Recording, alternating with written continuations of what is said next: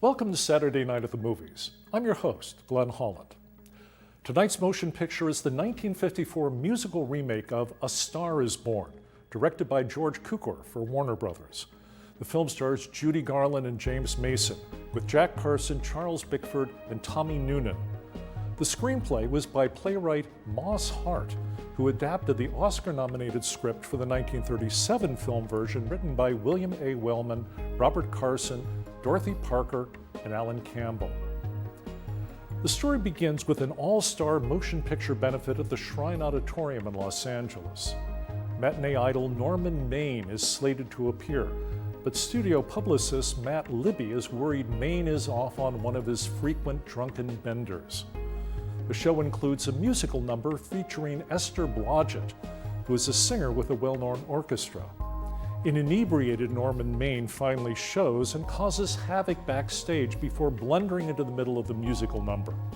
Esther manages to save the situation by incorporating Norman's drunken shenanigans into the act, and they leave the stage together to a wave of applause. Norman, chastened and grateful, invites Esther to dinner and later watches her perform with some of her bandmates at an after-hours club. Impressed by her talent, he encourages her to pursue a career in films and offers to set up a screen test for her. This leads Esther to quit her job with the orchestra, but by then Norman is away filming on location and has no way to get in touch with her. Esther takes a series of odd jobs while Norman tries to find her again. When he finally succeeds, she gets her screen test and a chance of a career in films. But at the same time, Norman's own career is threatened both by his alcoholism and by the changing nature of the motion picture business. The 1954 musical version of A Star is Born was a remake of the 1937 drama starring Janet Gaynor as Esther Blodgett and Frederick March as Norman Maine. That version was nominated for 7 Academy Awards, including Best Picture, Best Director, and Best Actress and Actor. It had a good deal in common with an earlier pre-code film, What Price Hollywood, starring Constance Bennett and Lowell Sherman, released by RKO Pathé in 1932. In both stories, a young woman with ambitions to become a movie star comes to the attention of an alcoholic Hollywood insider who becomes her mentor. Her career leads to an Academy Award, while his slowly fades. What Price Hollywood was reputedly based on the marriage of actress Colleen Moore to the producer John McCormick, while the original A Star is Born was said to be inspired in part by Barbara Stanwyck's first marriage to vaudeville comedian and stage actor Frank Fay. George Cukor directed What Price Hollywood in 1932, and 4 years later was asked by David O. Selznick to direct A Star is Born. But Cukor felt the film was too similar to his earlier version of the story, and so turned down the opportunity to direct. Judy Garland starred with Walter Pidgeon in an adaptation of A Star is Born for Lux Radio Theater in December of 1942. 10 years later, she and her third husband, Sid Luft, approached George Cukor to direct a musical adaptation for their company Transcona Enterprises. Cukor, intrigued by the idea of working with Garland, filming a script by Moss Hart, and making his first musical and his first Technicolor film, put aside any concerns about repeating himself and accepted the job. A Star is Born was Judy Garland's first film after MGM ended its long relationship with her in 1950. She had suffered a breakdown in 1948 during the filming of The Pirate with Gene Kelly, but recovered and scored a major hit later the same year with Fred Astaire in Easter Parade. In 1949, she was again cast with Gene Kelly in Summer Stock, which took 6 months to complete due to Garland's frequent absences from the set. Summer Stock was popular with audiences, but the extended shooting schedule led to MGM suffering an $800,000 loss. After similar problems arose while Garland was again working with Fred Astaire on Royal Wedding, MGM suspended her contract and replaced her with Jane Powell. 4 years later, Judy Garland made her movie musical comeback in A Star is Born, with what many critics consider her finest performance. A Star is Born had its world premiere on September 29, 1954, and received stellar reviews, most of them singling out Judy Garland's performance for particular praise. A review in Newsweek said the movie was best classified as a thrilling personal triumph for Judy Garland. As an actress, Miss Garland is more than adequate. As a mime and comedienne, she is even better. But as a singer, she can handle anything from torch songs and blues to ballads.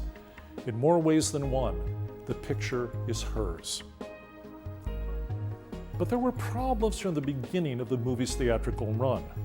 These were the result of material added to the film specifically to showcase Judy Garland's talents. After George Cukor finished a rough cut of the film in March 1954, Sid Luft suggested adding a medley of songs to close out the first part of the picture. Judy Garland's musical mentor from MGM, Roger Edens, was brought in to supervise what became the 15-minute Born in a Trunk sequence that formed part of Esther Blodgett's Film Within a Film. The sequence in many ways recalls similar displays of song and dance in MGM musicals, especially Gene Kelly's Gotta Dance number from Singin' in the Rain from 1952, as well as Garland's own performances in other MGM films. James Mason, for one, didn't like the sequence and later said, "It slows the narrative. Yes, I know that it would make a lovely television special or something like that, but I thought it was out of place at that particular juncture." George Cukor objected to the addition of the Born in a Trunk material as well, since he was afraid the additional length would lead to some of the dramatic scenes essential to the plot being cut. He was right. The version of A Star is Born at its first test screening ran 196 minutes, just over 3¼ hours. For the premiere, Cukor trimmed the film to 182 minutes, and that was the version both critics and the public adored. But Warner executives and theater owners were concerned that the long running time would limit the number of times a cinema could show the film each day, and so also the amount of money it could make in a given week. Further cuts were made without input from Cukor. A Star is Born was released to the general public at 154 minutes, just over 2½ hours, with 2 major musical numbers and crucial dramatic scenes missing. When he saw the result, George Cukor said it was very painful to watch. Nonetheless, the film remained a hit with audiences and was nominated for 6 Academy Awards, including Best Actress for Judy Garland and Best Actor for James Mason. Garland was a popular favorite for the Oscar, but lost to Grace Kelly for The Country Girl. After her loss, Groucho Marx sent Garland a telegram calling the result the biggest robbery since Brinks, a multi-million-dollar heist in Boston in 1950. A Star is Born took 9 months to shoot, largely due to Judy Garland's frequent absences from the set. It ended up as one of the most expensive Hollywood movies of the time, costing more than $5 million. It earned over $6 million in its first release, but the film did not recoup its investment, and Warner Brothers ended up losing money. In 1983, a restored version of A Star is Born with a running time of 176 minutes was released. It included complete versions of the 2 musical numbers that had been cut, as well as dialogue from missing dramatic scenes from the original soundtrack. Unfortunately, several minutes of the film footage to match the soundtrack could not be found, so those scenes had to be represented by still photographs from the studio archives. There have been 2 more musical versions of A Star is Born since 1954, one starring Barbra Streisand and Kris Kristofferson in 1976, and the other starring Lady Gaga and Bradley Cooper in 2018.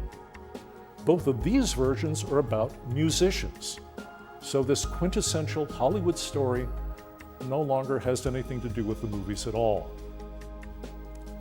For his part, James Mason always preferred the original non-musical version from 1937. He said, "Ours was a little thrown out of kilter because it became centered on the activities of a musical performer who happened to be the less important of the 2 characters." However, ours survives, and ours has become a classic because Judy Garland was such an extraordinary performer. It's a wonderful film, and I always watch it when it comes on the telly. Please join us again next time for another Saturday night at the movies. I'm Glenn Holland. Good night.